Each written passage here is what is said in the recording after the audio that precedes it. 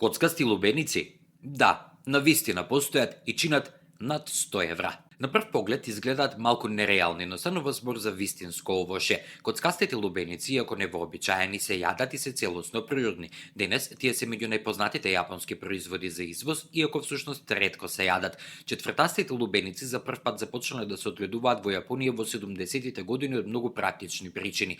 Јапонските земјоделци сакале да го олеснат складирањето и транспортот на лубеници кои заради нивната тркалезна форма заземаат многу простор, па излегле со едноставно решение. Одгледувале лубеници во рамки на транспарентна пластична кутија со форма на коцка. Како што расте лубеницата, ја добива специфичната форма, без никакви генетски модификации. Тие се берат додека се уште се незрели, така што често остануваат цврсти и без сладкиот вкус на кој сме навикнати. Затоа коцкастите лубеници ретко завршуваат на чинијата, тие пред се визуелен спектакл и луксузен подарок. Денес овие лубеници во Јапонија можат да се купат како декорација или деловен подарок, често пати спакувани во луксузни кутии. Цената може да достигне до 100 евра или повеќе по парче во зависност од сезоната и регионот. Тие се продаваат во специјализирани продавници, а некои туристи ги купуваат како сувенири.